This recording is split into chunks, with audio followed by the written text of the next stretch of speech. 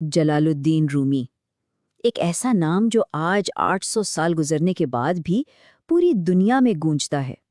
شاید یہ جان کر حیرت ہو کہ وہ آج بھی شمالی امریکہ کے سب سے زیادہ پڑھے جانے والے شاعروں میں سے ایک ہے۔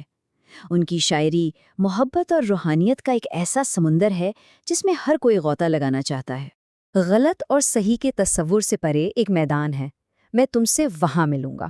یہ الفاظ، یہ کوٹ اکثر ہمیں سوشل میڈیا پر رومی کے نام سے ملتا ہے، اور کیوں نہ ملے، اس میں ایک ایسی کمال کی کشش ہے جو کہتی ہے کہ بھائی سارے اختلاف بھلا دو اور آ کر مل جاؤ۔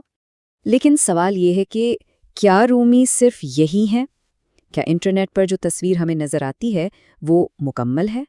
چلیں مل کر دیکھتے ہیں کہ اس مقبول تصویر کے پیچھے کوئی زیادہ گہری، زیادہ پیچیدہ حقیقت تو نہیں چھپی ہوئی۔ تو آئیے سب سے پہلے اس رومی سے ملتے ہیں جنہیں آج کی دنیا جانتی ہے، وہ شاعر جن کی کوٹس سوشل میڈیا پر چھائے ہوئے ہیں اور جن کی کتابیں ہاتھوں ہاتھ بکتی ہیں۔ دیکھیے، رومی آج ایک عالمی برانڈ بن چکے ہیں، لیکن اس مقبولیت کی ایک قیمت بھی ہے۔ اکثر ہوتا یہ ہے کہ ان کی شاعری کا ترجمہ اس طرح کیا جاتا ہے کہ ان کا اسلامی پس منظر یعنی قرآن اور حدیث کے جو حوالے ہیں وہ ہٹا دیے جاتے ہیں۔ نتیجہ کیا نکلتا ہے؟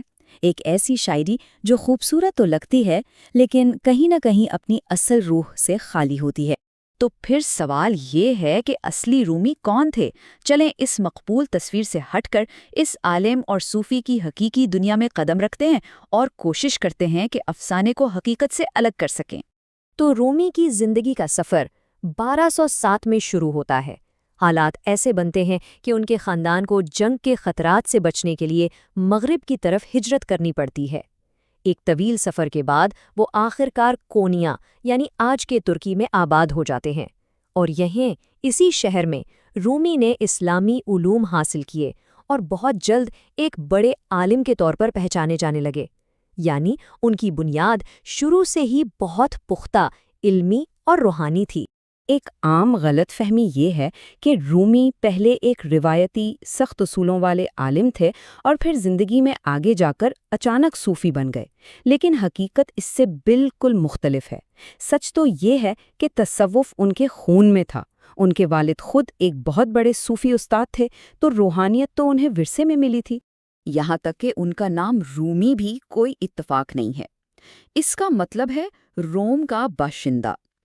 یہ اس علاقے کی طرف اشارہ ہے جسے آج ہم ترکی کہتے ہیں اور جو کبھی مشرقی رومی سلطنت کا حصہ ہوا کرتا تھا۔ تو یہ نام خود ان کی تاریخی شناخت کا ایک ثبوت ہے۔ اور پھر رومی کی زندگی میں ایک طوفان آیا، ایسا شخص جس نے آ کر سب کچھ بدل کر رکھ دیا۔ اس کا نام تھا شمس تبریزی۔ سال تھا 1244۔ کونیا شہر میں ایک پراسرار جہانگرد درویش داخل ہوتا ہے۔ اس وقت کس کو معلوم تھا کہ یہ اجنبی شہر کے سب سے بڑے عالم کی دنیا ہمیشہ ہمیشہ کے لیے بدل دے گا؟ ان کا نام ہی ان کی پہچان تھا، شمس یعنی سورج، اور وہ واقعی رومی کی علمی دنیا پر ایک روحانی سورج کی طرح طلوع ہوئے جس نے ہر چیز کو روشن کر کے رکھ دیا۔ رومی نے خود اس تعلق کو کیا خوبصورتی سے بیان کیا ہے۔ شمس سورج ہے، میں چاند ہوں۔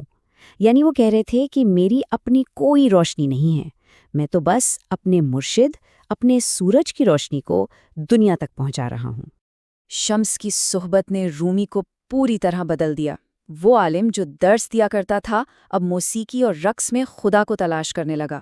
اس نے کتابیں ایک طرف رکھ دیں اور شاعری شروع کر دی، لیکن یہ تبدیلی ان کے شاگردوں کو ایک آنکھ نہ بھائی۔ حسد کی آگ ایسی بھڑکی کہ ایک دن شمس پراسرار طور پر غائب ہو گئے، اور اپنے مرشد کی جدائی کے اسی گہرے درد نے رومی کو شاعر بنا دیا۔ ان کے دل سے وہ شاعری پھوٹی جس نے آنے والی صدیوں کو اپنی لپیٹ میں لے لیا۔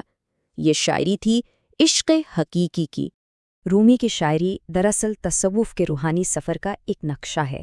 یہ سفر شروع ہوتا ہے اپنی میں یعنی اپنے نفس کو پہچانے سے، پھر ایک مرشد کی رہنمائی میں اس میں کو مٹایا جاتا ہے جسے فنا کہتے ہیں، تاکہ انسان خدا سے مل سکے۔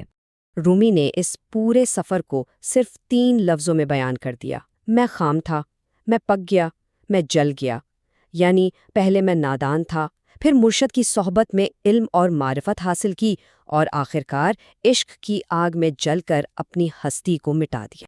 رومی کے 2 بڑے شاہکار ہیں۔ ایک ہے دیوان شمس، جو انہوں نے اپنے مرشد کی یاد میں لکھی تھی۔ یہ محبت بھری غزلوں کا ایک مجموعہ ہے۔ اور دوسرا شاہکار ہے مثنوی، جو کہانیوں اور حکایتوں کے ذریعے روحانی راز سمجھاتی ہے۔ اس کی گہرائی کی وجہ سے اسے فارسی زبان کا قرآن تک کہا جاتا ہے۔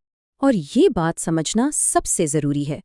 جب رومی محبت کی بات کرتے ہیں تو وہ عام انسانی رومانوی محبت کی بات نہیں کر رہے، وہ عشق حقیقی کی بات کر رہے ہیں۔ وہ طاقت جو اس کائنات کے ہر ستارے، ہر ذرے کو اس کے بنانے والے سے جوڑتی ہے۔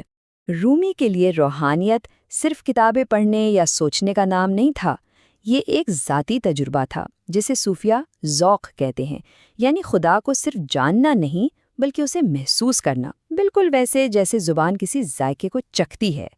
تو آخر رومی نے ہمیں کیا دیا؟ آئیے دیکھتے ہیں کہ ان کی میراث آج 800 سال بعد بھی کس طرح زندہ ہے اور دنیا کو متاثر کر رہی ہے۔ صوفیہ موت سے ڈرتے نہیں، وہ تو اس کا جشن مناتے ہیں۔ اسی لیے رومی کی وفات کے دن کو شب عروس یعنی شادی کی رات کہا جاتا ہے۔ ان کے نزدیک یہ وہ رات تھی جب عاشق ہمیشہ کے لیے اپنے محبوب یعنی خدا سے جا ملا۔ رومی کی میراث آج بھی مولوی سلسلے اور ان کے مشہور گھومتے ہوئے درویشوں کی شکل میں زندہ ہے، اور ان کا محبت کا پیغام کتنا عالمگیر تھا، اس کا سب سے بڑا ثبوت یہ ہے کہ ان کے جنازے میں مسلمان، عیسائی اور یہودی سبھی رو رہے تھے۔ اور اس طرح ہماری بات واپس وہیں آ پہنچتی ہے جہاں سے ہم نے اسے شروع کیا تھا۔ آج کے بہت سے مقبول ترجمے اکثر رومی کی اسلامی جڑوں کو کاٹ دیتے ہیں اور ہمیں صرف محبت کے شاعر کی ایک خوبصورت لیکن ادھوری تصویر دکھاتے ہیں۔ تو آخر میں سوچنے کی بات یہ ہے، جب ہم روشنی کے منبع کو جان لیتے ہیں، جب ہمیں یہ پتہ چلتا ہے کہ رومی کی شاعری کا سرچشمہ قرآن اور عشق الہی ہے، تو کیا اس شاعری کی چمک ہمیں پہلے سے کہیں زیادہ روشن اور معنویت سے بھرپور نظر نہیں آتی؟